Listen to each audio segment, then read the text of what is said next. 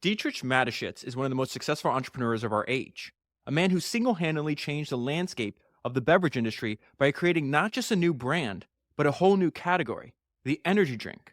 He is the visionary who brought the world Red Bull. In return for his innovation, the world has made him very, very rich. Over the last few years, he was taking anywhere from 500 million to 800 million a year in annual dividends, and he had a net worth somewhere between 20 and 30 billion dollars.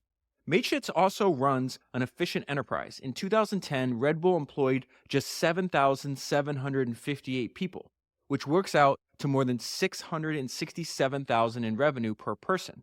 This success is the realization of a business plan that eschews conventional advertising in favor of marketing through its own events, shows, sports teams, and publications.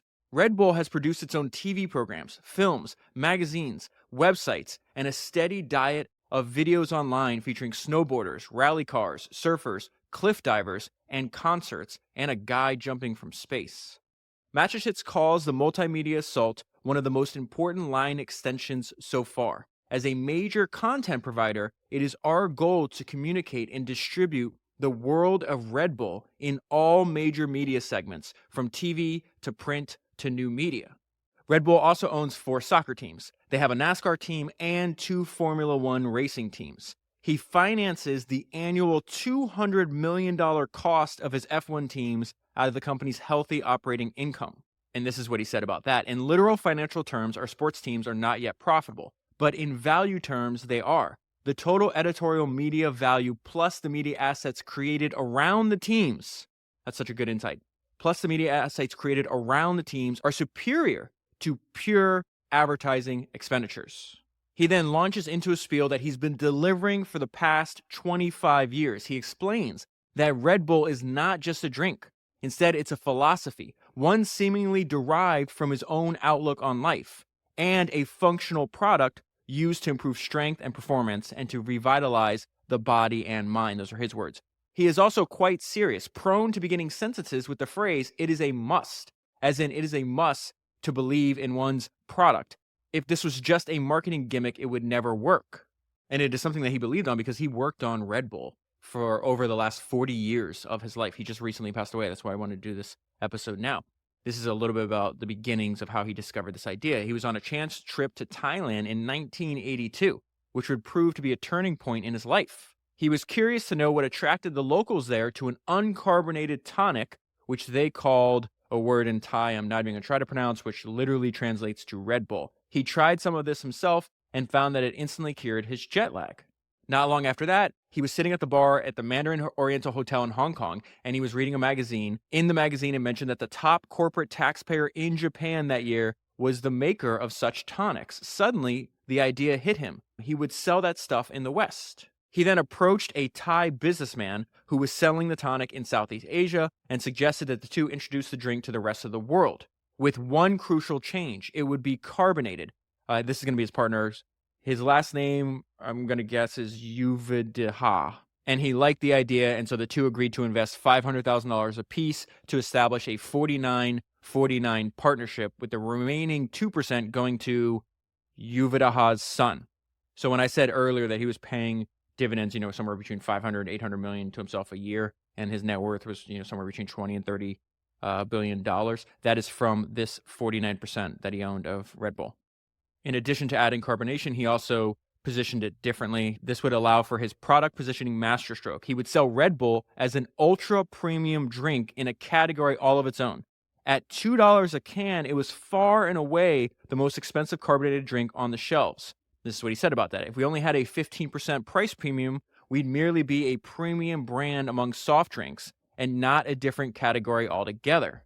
At this point, most histories of Red Bull tend to depart from Mateschitz and focus on Red Bull itself, which is exactly how he wants it. A curious hybrid of a mogul, Mateschitz has a zest for life that rivals Richard Branson's, but his obsession with controlling information puts him closer to Steve Jobs. Like the Apple founder, Mateschitz pulls the strings behind a consumer cult, and cults rely on message control, Mateschitz is notoriously secretive. He is close to some of Austria's most prominent people. This part made me laugh. He is close to some of Austria's most prominent people, though Mateschitz says he doesn't place a premium on collecting friends or socializing. I don't believe in 50 friends. I believe in a smaller number. Nor do I care about society events. It is the most useless use of time. When I go out, from time to time, it's just to convince myself that I'm not missing out on a lot. And so the little that he does speak, he says very interesting things. This is another thing that I thought was very interesting. The success of Red Bull defies logic in one important regard. It doesn't taste very good. Mateschitz says he doesn't care about the taste issue then. He didn't care about the taste issue then, and he doesn't care about it now. This is what he says. It's not just another flavored sugar water differentiated by color or taste or flavor. It is an efficiency product. I'm talking about improving endurance, concentration, reaction time, speed, vigilance, and emotional status. Taste is of no importance whatsoever. That part actually shocked me. And Red Bull, I mean, I wouldn't say it tastes great, but it certainly doesn't taste bad. I think maybe the author is exaggerating a little bit here. Mateschitz has proved his marketing genius, especially in the era. This is another funny thing. Especially in the era of crisis management, with his early decision to foster rumors about Red Bull's content instead of trying to squash them. I'm going to go into a lot more detail later on about this, but I want to give you an overview. This is what I'm trying to do. I'm just going to give you an overview of who he was and his approach to company building, which I found fascinating, by the way. I've been texting friends nonstop. I was like, I cannot believe all this stuff. This is an example of that. So he wants to foster rumors. That is just free. We're going to go into, Christian Dior's comment on this, which I just covered a few weeks ago. He's just like, oh, this is just free propaganda. You don't try to squash them, foster them. And so in the early days of Red Bull, you have all this, like, why is Red Bull so effective? Why is it giving me so much energy? Why is it letting me to party all night? Because I was it really spread in clubs to begin with. And so he says his early decision to foster rumors about Red Bull's content instead of trying to quash them. Tales began to circulate that taurine, which is one of the main ingredients of Red Bull, was derived from bull testicles, or even that it was bull semen. Oh, the company let the gossip travel unchecked and even set up a page devoted to the rumors on its website. He has an incredible quote about this. He says the most dangerous thing for a branded product is low interest. That reminds me of Edwin Land, founder of Polaroid, Steve Jobs' hero, and the patron saint of Founders Podcast. He said something that was fascinating. And he says, the test of invention is the power of an inventor to push your invention through, not in the face of staunch opposition, which most people think, right? But staunch indifference. Edwin Land, like Mateschitz, would tell you that indifference is your enemy. If they're talking about your product, that is a good thing, even if they think that it's coming from, the secret ingredient is bull testicles. Was this all by design? Did he really anticipate that a combination of rumors and public outcry would play such a big part in driving early sales? Even think about that. I'm going to pause real quick. I was like, think about if he said, okay, well, I have a new drink and there's like some caffeine in it, some sugar, maybe some B12 or some other vitamins. I've already forgot what he said.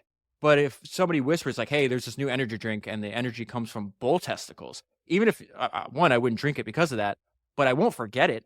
That's actually a really powerful insight that he had there.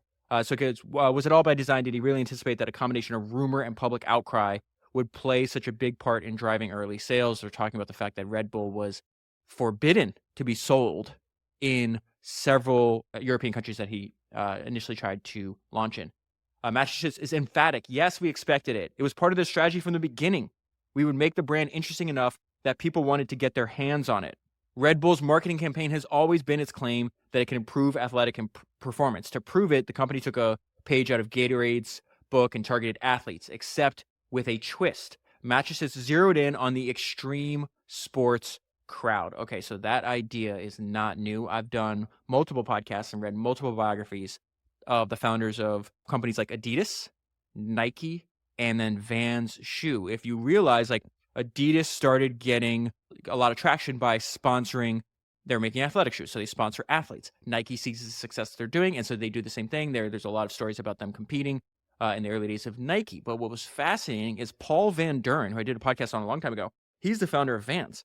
What he did, he's like, well, I'm not making athletic shoes, but I like the idea that Adidas and Nike used to gain traction, initial sales traction. And so he didn't copy the what, he copied the how. And so instead of going to, Olympians or basketball players, whatever, he found an underserved niche, which was skateboarders. And so he went out and tried to sign in the early skateboarding industry. And that was a huge influence on the early success of Vans. And so you see Mateschitz using a very similar playbook from Gatorade and then other products that also were very successful targeting athletes. Today, Red Bull underwrites more than 500 athletes in 97 sports. This state is about, what I'm working off of is about 15 years old, so it's probably much higher than that. Like everything else at Red Bull, the negotiations that lead to these sponsorship deals are unorthodox as well. Windsurfer Robbie Naish recalls the first time he met Mateschitz almost 20 years ago. We talked in the courtyard of his office, and pretty soon we realized that we were both really into cars. That was the end of our business meeting because he wanted to show me his Ferrari GTO. So we went driving off into the mountains, and after 15 minutes, he pulled over, got out, and told me to drive back. I didn't want to. That's $1 million car. But he said I was either going to drive the Ferrari back or walk back. I was so scared that I drove it like my grandmother. The lines between Red Bull athletes, and Red Bull events are blurry on purpose. Another great idea. This is why I kept texting people about this guy. To Mateschitz, it's just one big image campaign with many manifestations. Let me read that again. The lines between Red Bull athletes, and Red Bull events are blurry on purpose. To Mateschitz, it's just one big image campaign with many manifestations. Potential customers might actually attend one of the dozens of global events that Red Bull puts on. It could be a Red Bull soapbox race in Los Angeles, or a motocross spectacular in Brazil the week after. This is what they said about that. This is fun stuff, and it's a lot more interesting than writing a check to buy 30 seconds during the Super Bowl. Despite the fact that he's approaching 70, he maintains quite a clip. He still moves like an athlete. He rides horses, rides a motorcycle, pilots his planes, and last year competed in an off-road motorcycle race. He has long insisted that he has no plans to sell or take Red Bull public. It's not a question of money, he said. It's a question of fun. Can you imagine me at a shareholders meeting? Mateschitz has certainly created some enviable havens for himself, like Richard Branson. He has his own private island in Fiji. He bought it off of Malcolm Forbes. When I asked him what motivated him to buy a vacation home so far away, he resorts to quoting Malcolm Forbes himself. He gave a nice answer, which was, doesn't everybody want their own South Pacific island? Well, in my case, he was right. I did. Mateschitz also says that he's always been attracted to the idea of having his own independent state, the country of Red Bull, which would have the shortest set of laws in the world. The rules would be simple. Nobody tells you what you have to do, only what you don't have to do. Okay, so that was an excerpt not from the book that I'm going to talk to you about today. That's an excerpt from this long-form piece in Bloomberg called Red Bull's Billionaire, Maniac. Before we get into the book, I want to tell you about a conversation I just had with one of the greatest living entrepreneurs, and I want to tell you about the presenting sponsor of this podcast, Ramp. I just spent time with Todd Grace, who's the founder of Raising Cane's. Todd owns over 90% of his business, and his business is worth at least $20 billion. Todd is obsessed about staying in the details of his business. He told me that the most successful people he knows stay in the details of their business. He mentioned learning from one of his friends who owns and runs a multi-billion-dollar shipping company, and how that friend would pay attention to even how much his business was spending on bottled water. And when I heard that, I thought it'd be a lot easier for his friend to do this if that shipping company was running on Ramp, something that a lot of history's greatest founders have in common. They know their business from A to Z and their costs down to the penny. And Ramp makes doing this effortless. Ramp gives you easy-to-use corporate cards for your entire team, automated expense reporting, and cost control. These corporate cards are fully programmable. You can set limits so the spending of your team never gets out of hand. Most companies only find out about excessive spending after the fact. With Ramp, you can stop it before it happens. Matt Paulson, who's the founder of MarketBeat, recently switched to Ramp, and this is what he said about it. Ramp is the best. The amount of money you will save from unwanted renewals and employees who think company credit card equals buy whatever you want will far exceed the best credit card rewards program. Matt actually just sent me a message. He told me that Ramp helped him save over $420,000 a month. Take the time and set up a demo of Ramp, and you'll see why many of the world's top founders are running their company on Ramp. Go to ramp.com to learn how they can help your business save time and money today. That is ramp.com. Now let's get back into the book. The book that I am going to talk to you about today, as far as I know, is the only biography ever written about the founder of Red Bull, and it is only available in German. My friend Cameron Priest, who's been a longtime listener of founders, and he's probably over the years sent me, no exaggeration, at least 40 great biography recommendations, actually helped me translate it into English. The translation's not the greatest. Spending several hours reading what is technically English, but in a way the words were organized. It's almost like you're reading a different language. So what I did is I just pulled out a bunch of highlights and tried to rewrite them into explaining the main ideas that Mateschitz used to build, one of the most valuable private companies on earth. And I think the story is incredibly important because even though he's not American, he's Austrian. He lives something like the American dream, from employee to billionaire, and did that with just one brilliant idea. And as we go through this, you'll see a lot of his ideas actually interact well together. So he has this really unique, but I would say cohesive company building philosophy that is completely unique to his personality and the way he wants to live his life. Like you said, he could have taken it public. He could have sold out. He's just like, I just want to have fun. I'm making plenty of money. Somehow I think I'll survive making $800 million a year. And I never want to stop because I'm having fun. And so he was working on Red Bull up until he died.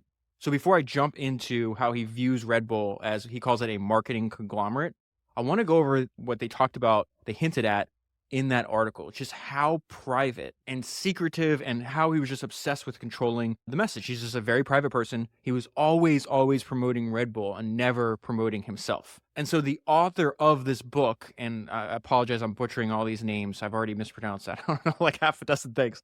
His name's Wolfgang Verweger. I'm just going to call him Wolfgang. So he actually runs into, as he's writing the book, he actually has a chance encounter with Dietrich, and he tells him that he's writing a biography on him. And Dietrich does not like that. And there's going to be some wild stuff here. He is neither interested in an authorized biography or in a case history about Red Bull. I was able to have a brief personal conversation with him. And when he found out that he wanted to write a book on him, he described the publication of a book that he had not authorized as, quote, a disaster. So you and I have talked about this maxim over and over again. Very common in the history of entrepreneurship. Bad boys move in silence. They find an advantage. They don't like broadcasting how successful they are, and they certainly don't want to tell you what their next move is. And so this entire book, right, it says there's a strict prohibition of discussing internal matters. So if you are an employee of Red Bull, you can't say anything about what's going on. So most of the people interviewed in the book are actually former employees of Red Bull, but this is fascinating. These people have left the company, right? But they unanimously express positive opinions about their former employer. He is universally described as a person with great charisma. So the way he is with employees and people he knows is very different than the way he is with journalists. With journalists, he's extremely shy and reserved. And the few times he's done interviews, he's done some with like these European publications. He did one with The Economist, with Bloomberg. This is what he says about that. My philosophy is very simple. Since it's not me on the shelf for sale, but Red Bull, it's perfectly logical that Red Bull is at the center of our marketing activities and not the person. Naturally, I also have a pronounced desire for privacy. And then we see he utilizes an idea that you and I talked about on episode 292. I did this episode on this guy named Daniel Ludwig. The name of that book is called The Invisible Billionaire. When Daniel was alive in the 80s, he was the richest American, and no one knew who he was. I think there was only like one picture of him. And Ludwig actually paid his PR team to keep his name out of the press. Mateschitz does the same thing. The press office of the Red Bull headquarters is a press prevention office whose task is to say nothing and find a justification for why their boss is unavailable. And so even though Mateschitz was one of the greatest promoters that we've probably seen in the last half a century, public relations was not a part of the company's marketing strategy. And the interviews that they do, they're only granted to select publications and select journalists. And I really need to hammer home this point about how extreme he was in doing this.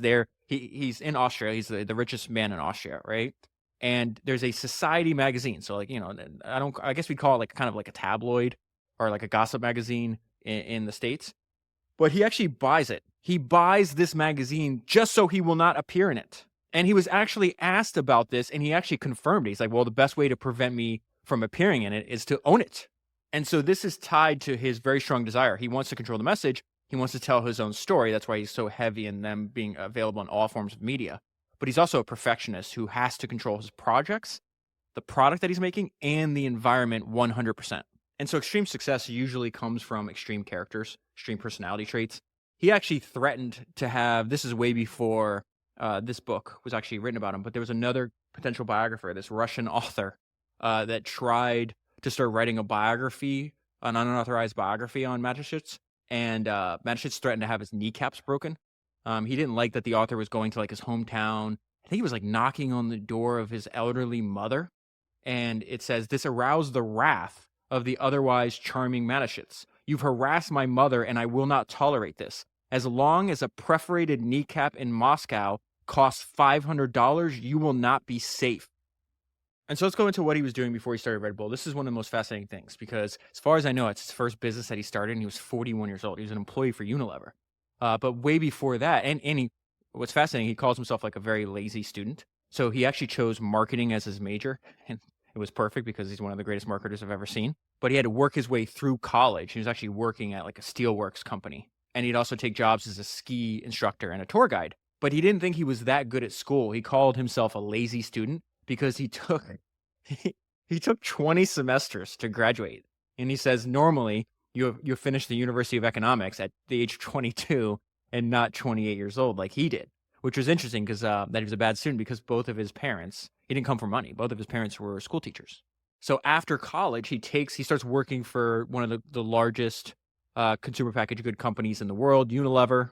He works all the way up and becomes a marketing director for the international division of a Unilever subsidiary called Blendex. It's toothpaste. He's marketing toothpaste. And he did this for a very long time.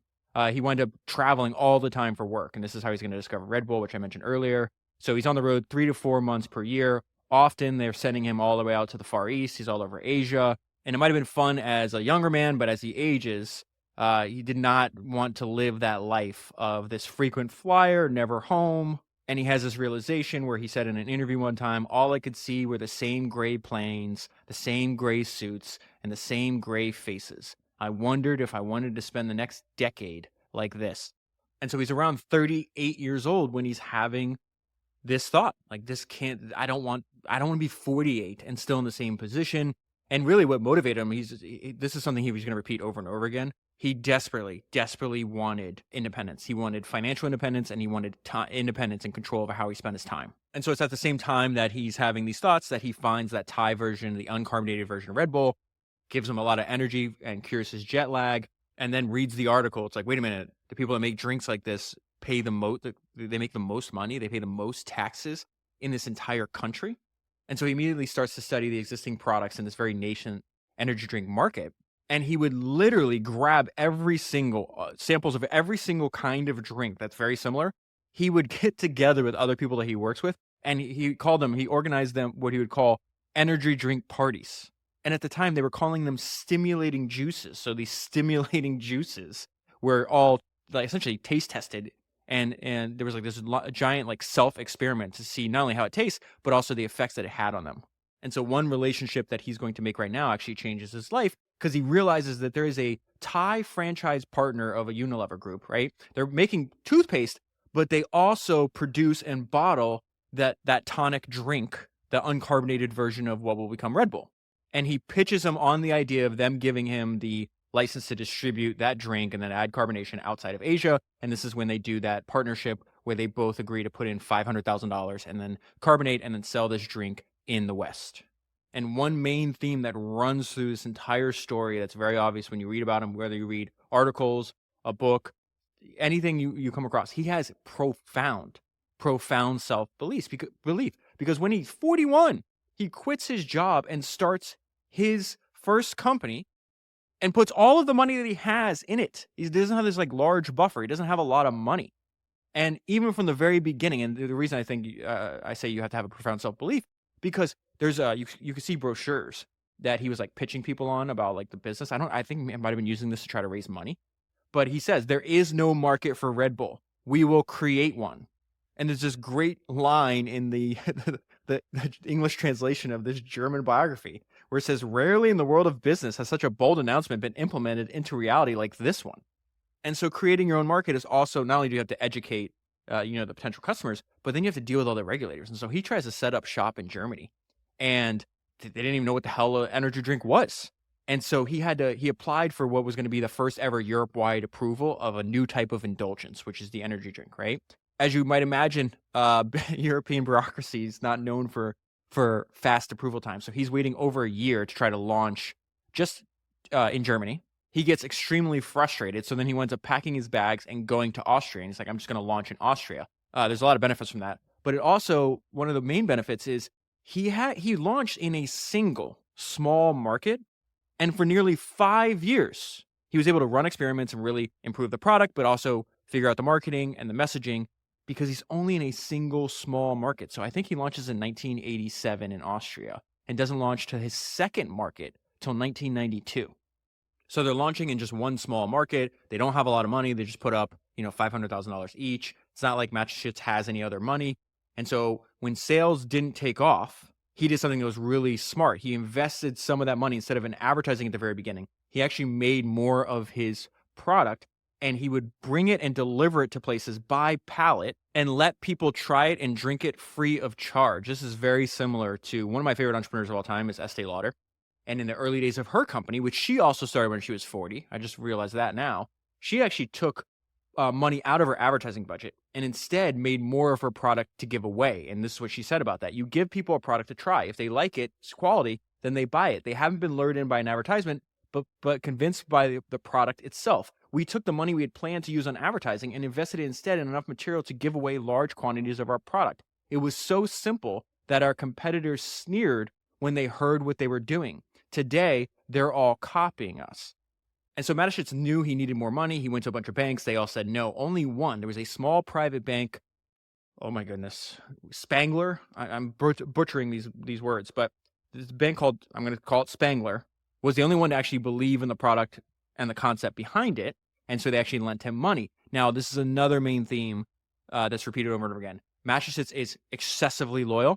And so to this day, that is the only banking house that Red Bull used in that country. This is where they get the early start. Red Bull started to flourish when bartenders and nightclub operators were convinced that it was a suitable new component for mixed drinks. The energy drink was sometimes referred to as poor man's cocaine. So this spreading in nightclubs and bars actually gives them their initial traction. The first year they sell about several 100,000 cans were sold in the first year. The next year, that number goes to 1.2 million. And then the year after, so year 3, they're at 1.7 million. So they're growing, but they're not, growing crazy fast. They're also spending a ton. This is when they really start putting a lot of their money. I think it's something like over 30% of their gross revenue they spend on advertising. At the beginning, it was even more than that. But the remarkable thing is they hit their break-even point in year 3, and they've been profitable every single year since then. And so there's 3 ideas that he's going to go into here. One, that he was all in. He had that burn the boats mentality. He wanted to go high end from the start, and he knew that there was no market for this, so he had to create one. And so he talked about the great personal risk that he did in starting the company. He says, if things had gone wrong, I'd be sleeping under a bridge today. And so he talks about his decision to have a high-priced product, plus use a lot of that revenue from people spending more money on it to actually reinvest into advertising. Red Bull was to become very expensive, and it was a new product for which there was not even a market yet. So it was necessary to create demand first. Potential customers had to be explained why they now desperately needed Red Bull, which they had not even known existed before. And so one of the things that he does that's very unique that I don't know if I've heard before is he hires an advertising firm from the very beginning. It calls him his former study buddy. So I'm assuming that this is his friend from college. This guy named Kastner. At this time, Kastner was already a founder of an advertising agency called Kastner and Partners. So Kastner is going to play a very important role because he's the guy that comes up with the slogan, Red Bull gives you wings. Now here's, I think, a testament to how unique Mateschitz is. He doesn't have any money, but he's also a perfectionist. And so he keeps turning down over and over and over again all the different marketing and advertising campaigns that they're trying to come up with. And you're like, well, how could he be doing that, David? Like, he has no money. All this time is going by. I think it's like a year and a half that they're working on this till they finally figure out the positioning and the actual initial launch of the marketing and advertising. And so he actually paid for this initial work with labor. He had no money, so he actually helps out in the agency as a freelance employee just to pay for the marketing and advertising that the advertising agency that his friend started is doing on behalf of Red Bull. Real quick, before we go back into this incredible story, I need to tell you about 2 tools that you should be using for your business. The first one is Vanta. Vanta's value prop is very clear. Vanta helps your company prove that you're secure, so more customers will use your product or service. Many companies will not sign contracts unless you're certified, and this is causing you to lose out on sales. That is why the average Vanta customer reports a 526% return on investment after becoming a Vanta customer. Vanta automates your compliance, security, and trust. Not only do you make more money with Vanta, but you also save more time because manual compliance is slow and painful. Doing everything by hand takes months, and the best companies in the world will not tolerate wasting valuable company time doing something with labor when technology can automate it. That is a very old and powerful idea that goes all the way back to Andrew Carnegie, and you and I see it over and over and over again in these biographies. Vanta helps you win trust, close deals, and stay secure faster and with less effort.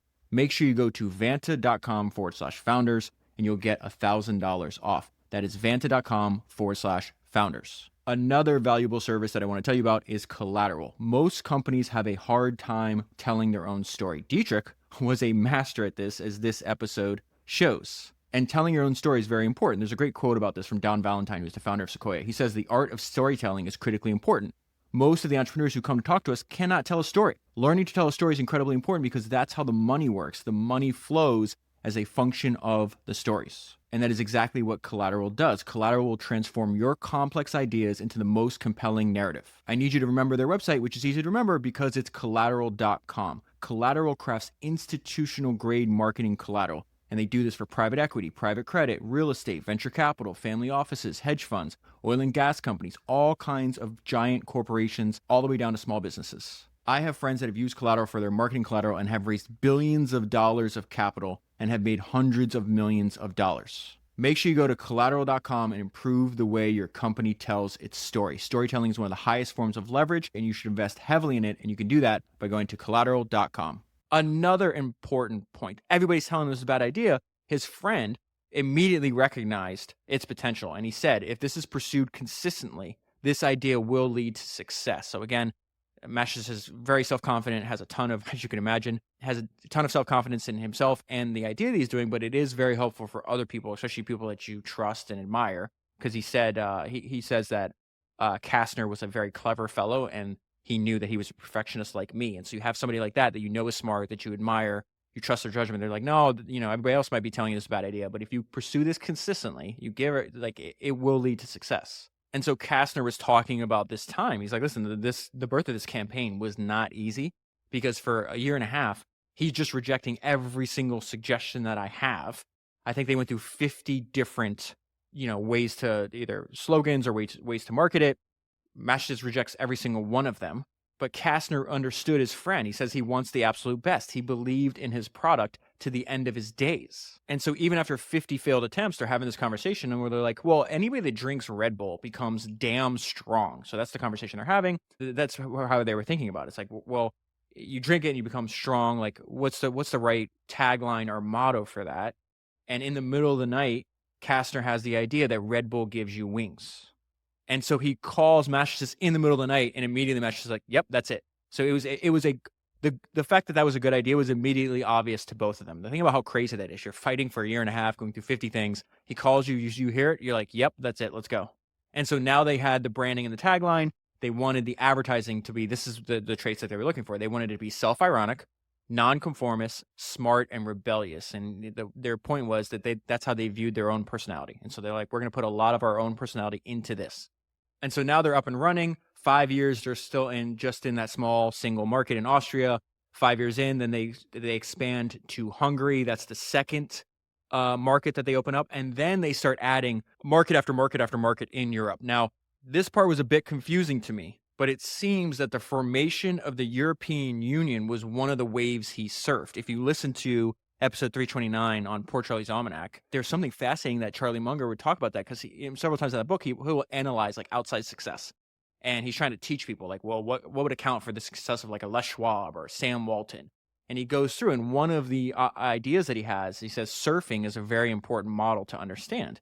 And so it seems like this brand new formation of the European Union was one of the waves that Mateschitz surfed, because if a product is approved to be sold in one European Union country, it is automatically approved in another one. So it says Berlin, remember he's trying to get in Germany, finally allowed Red Bull for the German market as well. This made Mateschitz one of the first big EU beneficiaries. The approval was only possible through a detour.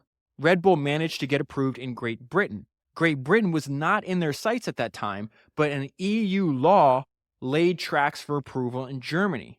And so practically the next day, Red Bull set out to conquer the market in which it actually wanted to settle down. So it's talking about Germany. Now, here's the crazy thing. Way before they launched in Germany, there was a black market. People were selling cans of Red Bull on the black market. So let's go back to this idea that I've seen a bunch of times, but the one that comes to mind most is most top of mind right now because I just covered Christian Dior's autobiography and he talks about this, is that rumors and innuendo, you have to think about them as great free propaganda. And so Christian Dior says, the relative secrecy in which I chose to work, sounds a lot like Mateschitz, right? The relative secrecy in which I chose to work aroused a positive whispering campaign, which was excellent free propaganda.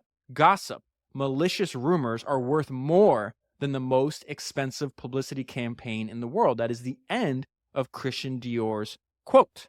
This is what this book says about it. And again, I have to rewrite this because the translation is kind of funny, but there was a thriving black market for Red Bull in Germany long before it was approved. Remember, it's banned and people are flocking to it. So they're actually, people are making money by smuggling it in from Austria into Germany. And so all that does is increase the desire for it because now you're drinking something that's, oh my God, this is illegal. And it actually made it more charming because it's more forbidden. So this is the foundation of this cult-like following that Red Bull had at the very beginning. And it is in Germany where they're spreading these rumors that the drink contains an extract from bull testicles.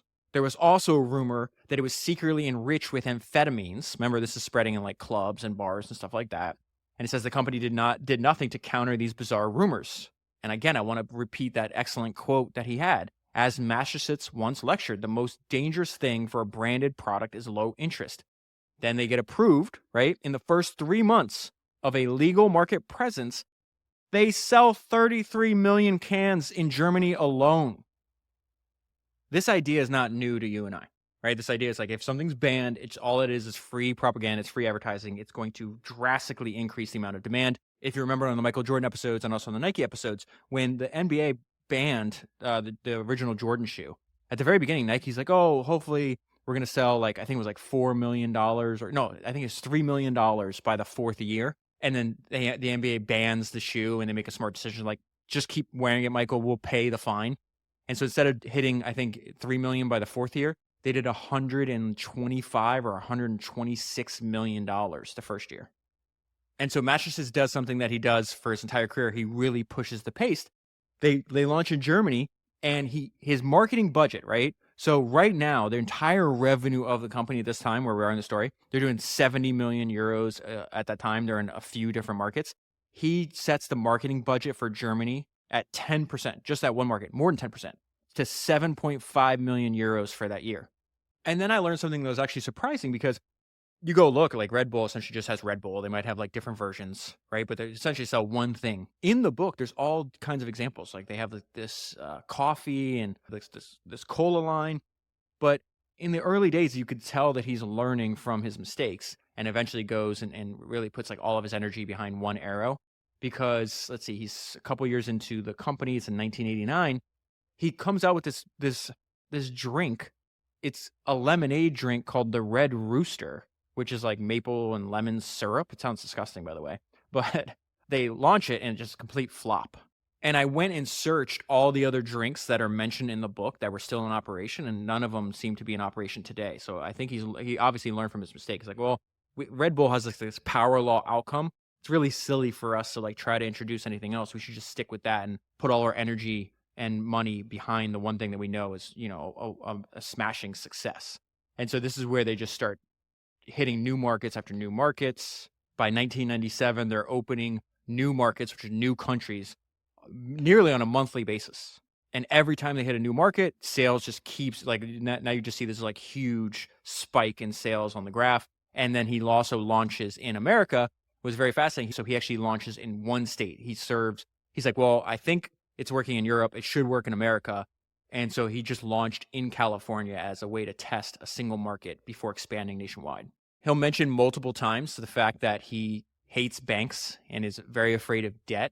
And so most of the growth is just fueled from the profits the company's making. And so he's able to do something that's very rare, which he's able to control costs and maintain financial discipline, even when they're making a lot of profits. And he preaches that to his employees over and over again. It says employees have to argue and justify the expenditure of the smallest amounts, even at the same time that the company's annual record profits were being produced. And so as I was reading how he interacts with his employees, there's something, if you listen to the Anna Wintour episode I did on episode 326, I said if Anna had a tagline, it would be, I have to make sure things are being done right. I feel Mateschitz was the same exact way. And sorry if I'm mispronouncing his name. When he died, there was a bunch of different reports. So I went on YouTube to try to figure out how to pronounce his last name, and they're all like European press reports, so they all pronounce it differently. But anyways, this idea, it's like, well, the role he's making, he talks about the fact that he's a control freak, he's a perfectionist. He's going to make sure things are being done right. And so former employees are saying there's always a great deal of pressure to perform. One can make a mistake, but you can only make the same mistake once.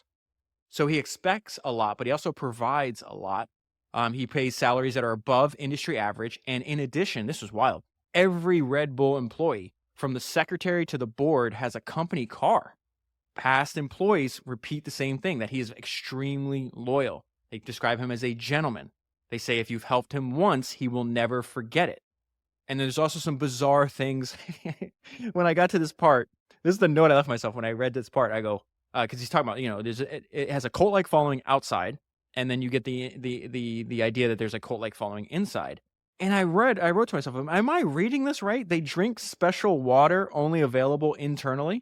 And so at these internal company events, they drink this thing called Luna Aqua, which is mineral water that is allegedly only drawn at the full moon. And they say it's advertised that it supposedly awakens the spirits of life. And so they serve it to Red Bull employees and then a bunch of Red Bull athletes or anybody in like the Red Bull family. And I think it might be served at Red Bull events as well.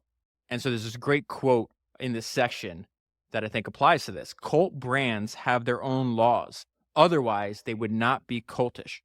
And again, to you and I, when we describe something as cult, that's not a pejorative. This is a very positive thing. A lot of the greatest companies in the world, a lot of the greatest brands, you could describe them as a cult-like following. And Red Bull definitely has that. A lot of the culture and the ideas at Red Bull, it's just really the founder's personality writ large. The accepted code of conduct for Red Bull people is set by Mateschitz himself. He is a fine and elegant person who values a cultured tone of conversation and good manners. You're supposed to hold doors open for the ladies, and you do not get drunk in public. Red Bull is Mateschitz, and Mateschitz is Red Bull, is a quote from a former employee. And so let's go into this idea that he views Red Bull as a marketing conglomerate.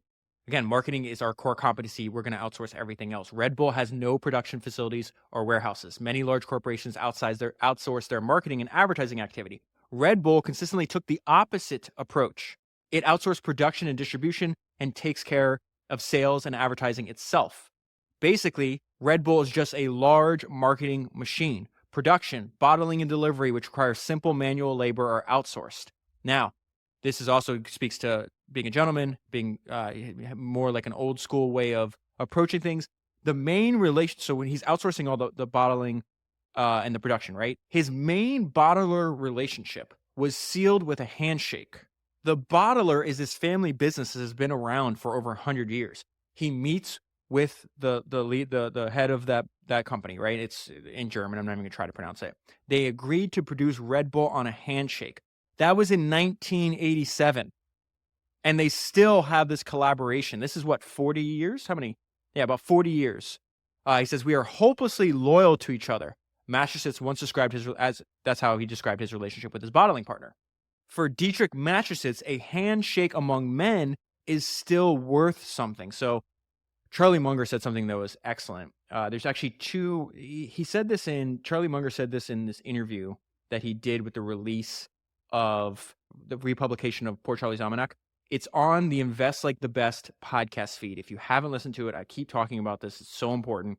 It was released December 5th, 2023. It is Invest Like the Best, episode 355. It is John Collison, co-founder of Stripe, interviewing Charlie Munger. In that podcast, which I've listened to, I think 4 times already, Charlie Munger says something that's fascinating. He says, trust is one of the greatest economic forces on earth. He is constantly trying to maneuver. His whole life, he maneuvered himself into a web. I think he calls it like a seamless web of deserved trust, where it's like, in some cases we just have a handshake or an agreement. We don't even have a contract. And there's another great Invest Like the Best episode on Rolex. It's on the founding of Rolex. And the founder of Rolex did this exact same thing. One of his important suppliers, I can't remember what what part of the watch they produced for him, but they had a handshake deal, no paperwork at all, that lasted 70 years. So again, I think this all ties to the great way that Charlie described that trust is one of the greatest economic forces on earth. This is the trust that Mateschitz had with his main bottler. And if you really stop and analyze everything else, the way he set up his business, it's like, well, why would he do that? Well, this asset-light approach frees up funds for marketing. He was building a marketing conglomerate from the very beginning. He understood that at the very beginning. He's going to outsource anything that's not his core competency. Something else you see that he thinks like a marketer. So if you remember, James Dyson had this great realization from trial and error in his career. And he says you should, if you're making a physical product, make your product look different from the start. He talked about how he had a huge advantage, right? He's distributing his vacuum cleaner in the same place everyone else buys vacuum cleaners. You go to a store, he said you'd see like a line of like, let's say 5 vacuum cleaners. You see 4 that look like very similar. And then a 5th one is like, what the heck is that? Doesn't mean you're going to buy it, but again, indifference is the enemy to the inventor, right? He's like, you might not buy my vacuum cleaner, but you're sure as hell going to notice it. And Mateschitz did the same thing where he made the can. I think everybody's seen what a Red Bull can looks like. No other can looked like that back then. Now some have copied this, but he made that tall, slim can with the intention of looking different and standing out from every single other thing that would be on the same shelf. And one hilarious little story is Red Bull has its own private like aircraft fleet. It's called the Flying Bulls. They use them for a bunch of events. The can holders in those planes only hold cans the size of Red Bull. I thought that was cool. I also thought it was cool when he was asked like why he did that. And Dietrich said, everything is marketing. Let's go back to this focus that he has. He puts all of his energy behind, one arrow. I sell Red Bull. I sell energy drink called Red Bull in a can. Might have a couple different variations, but I don't do anything else but that. And so as the brand got more and more popular, he got assaulted with all these offers. They're like, hey, let's license it. We can make Red Bull gummy bears and we can make Red Bull underwear and Red Bull perfume. And he said no to every single one. He does not want to use the Red Bull brand for anything else but to sell the actual energy drink, to sell cans of Red Bull. All marketing is just made to sell more energy drinks. And so I found this fact in a couple different places. It's insane to me. Like, I can't believe this is true. So he talks about the fact like he hates banks. He does not like debt. He's aiming for fun and for durability over every single thing else. And so his motto, it says, absolutely no debts to a bank. And he has stuck to that since the founding of the company. Only in the second year of Red Bull did it accept minor bank financing, which we talked about earlier, that he's still loyal to them. But the company says that they only spend what they've already earned. And so all the growth and expansion has been self-funded. And this is the crazy part. To not go into debt, there were no dividend payouts of Red Bull until 1999. So you're talking for the first, 15 years of the company. He essentially just lived off of his own salary as the managing director of the corporation, and that all the profits had flowed back into expansion. And so how many people would have been able to do that? 15 years, you're just making, I'm sure the salary is great, but nothing like, it winds up paying off because then in the 2000s and the next for like 20 years of his life, he's paying himself. I've seen all kinds of reports. He made 100 million this year. He made 165 this year. He made 400 that year. He made 700 this year. His son inherited, after his dad died, his part of Red Bull, and his son's dividend this year was $615 million. So that is a crazy, crazy dedication to no dividends for 15 years, living off your salary, and then plowing everything back into expansion. And then by that time, the company is so valuable that you essentially just are living on unlimited money. And when he talks about this, I think you get insights onto why that was so important to him. If you really think about it, I think it was Warren Buffett said, it was either Warren Buffett or Charles de Gaulle, but to win, you must first survive. And so the way he's operating his companies, what he's saying here without saying is like, we're never going to do anything that could potentially compromise our survival. And here's a quote from him. I have been raised on the motto that one does not incur debt. We at Red Bull spend the money that we've earned, not that we might earn someday. We never want to endanger the existence of the company, not even for a second. And so this constant expansion is another theme that just flows through this entire story. I love General George Patton's speech to the Third Army. I listened to it to like hype myself up. I don't know. I probably listened to it hundreds of times. But there's something that he says, that Patton says to his soldiers in that speech when they're about to fight the Germans, that I think is very similar to how Mateschitz like kept. It says that he kept his empire constantly in motion, that he was constantly trying to grow and expand it. And so Patton tells his army or his soldiers that I don't want to get any messages saying that I'm holding my position. We're not holding a goddamn thing. We are advancing constantly. And when I'm getting to this section about the fact that the Red Bull empire, through the founder, he's constantly keeping that empire constantly in motion. For some reason, that quote from Patton popped in my mind, goes back to this idea that Red Bull, as viewed from the founder's lens, is a marketing conglomerate. His economic empire is a marketing conglomerate, and hence the entire activity of Red Bull is to be seen against the background of marketing. All corporate projects like Formula One, football, air races, media serve the core business, which is the sale of the energy drink. And he was way ahead of his time on this. Economics, especially in the consumer goods industry, he said, is essentially a battle for attention. Red Bull throws more material into this battle than all of its competitors, focusing primarily on sports and increasingly on culture in recent history. No other company spends nearly as much money on advertising and marketing, meaning other company in the same market.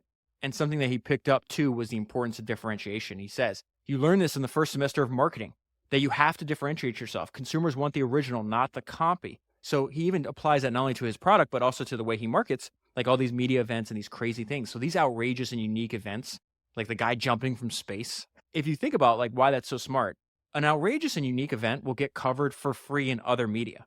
So essentially this is multiplying his advertising and marketing spend for free. And so some of the things that they spend money on, it says about half of the marketing budget is spent on unusual sports as running in the Himalayas, skydiving over the English Channel, surfing on the Amazon, or mountain biking in a mine. That's crazy. These events may not attract too many spectators since they don't take place around the corner, meaning in person. But due to their extravagance, they attract interest from numerous media outlets and thus reach a larger audience. And so even his approach to like sports sponsorship, right?